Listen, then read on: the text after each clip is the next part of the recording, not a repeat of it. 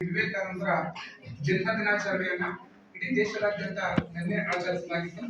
So ನಿನ್ನೆ ಸರ್ಕಾರಿ ರಜೆ ಇದ್ದಿದ್ದರಿಂದಾಗಿ ಶಾಲೆ ಇಲ್ಲದ ಕಾರಣ ಇವತ್ತು ನಮ್ಮ ಶಾಲೆಯ ನಮ್ಮ ನೆಚ್ಚಿನ 8ನೇ ತರಗತಿಯ ವಿದ್ಯಾರ್ಥಿಗಳು ಸಾಧನೆ ಇಲ್ಲದೆ ಸತ್ತರೆ ಸಾವಿಗೆ ಅವಮಾನ, ಆದರ್ಶ ಇಲ್ಲದೆ ಬದುಕಿದರೆ ಬದುಕಿಗೆ ಅವಮಾನ ಎಂಬ ಸ್ವಾಮಿ ವಿವೇಕಾನಂದರವರ ಆದರ್ಶ ಮಾತನ್ನು ಹೇಳುತ್ತಾ ಈ ಕಾರ್ಯಕ್ರಮವನ್ನು ಮುಂದುವರಿಸೋಣ.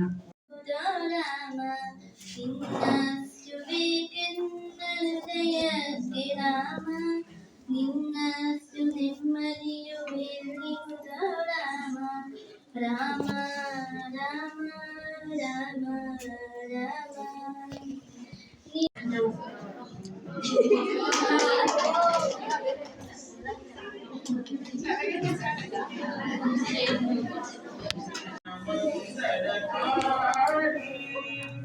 ಜಯ ವಿವೇಕಾನಂದ ಗುರುವರ ಭುವನ ವಂದನಕಾರಿ ಚಿರಸಮಾಧಿಯ ಶಿಖರದಿ ನರೆದ ಸೇವೆಗೆ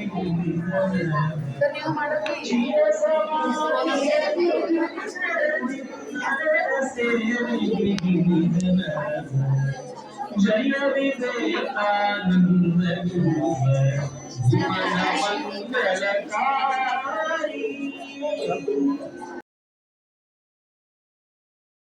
ಜನವರಿ 1863ರಲ್ಲಿ ಕೋಲ್ಕತ್ತಾದಲ್ಲಿ ಜನಿಸಿದರು. ಅವರ ತಂದೆ ವಿಶ್ವನಾಥ ದತ್ತ, ತಾಯಿ ಭುವನೇಶ್ವರಿ ದೇವಿ. ಅವರು ರಾಮಕೃಷ್ಣ ಪರಮಹಂಸರ ಶಿಷ್ಯರಾಗಿದ್ದರು. ಅವರು ಚಿಕಾಗೋ ವಿಶ್ವಧರ್ಮ ಸಮ್ಮೇಳನದಲ್ಲಿ ಭಾಗವಹಿಸಿದ್ದರು.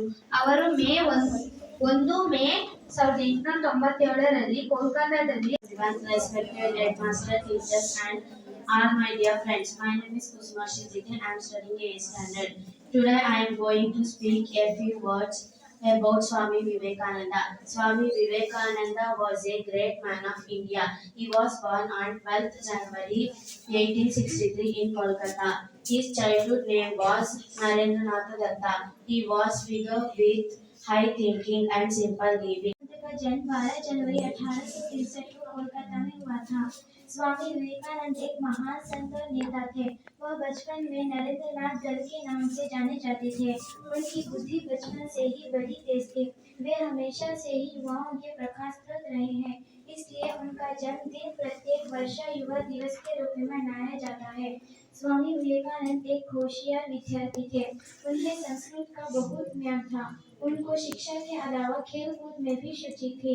It fills my heart with joy unspeakable to rise in response to the warm and cordial welcome which you have given us. I thank you in the name of the most ancient order of monks in the world. I thank you in the name of the mother of religions. And I thank you in the name of the millions and millions of human people of all classes and faiths. My thanks also to some of the speakers on this platform who, referring to the delegates from the Orient, have told you that these men from far-off nations may well claim the honor of bearing to different lands.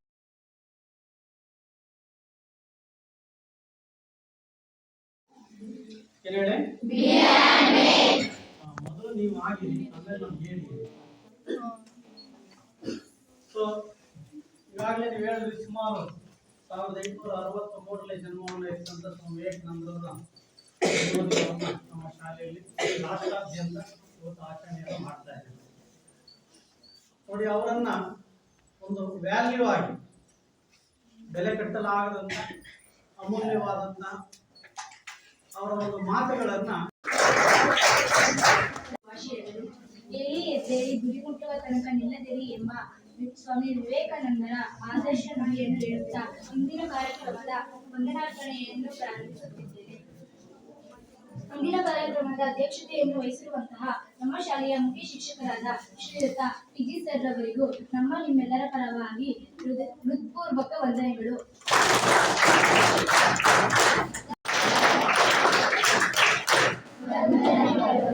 ಅವರಿಗೆ ಸಾಕು. ಶಾಲೆಯ ಪರವಾಗಿ ಹೃತ್ಪೂರ್ವಕ ವಂದನೆಗಳು. ಧನ್ಯವಾದ.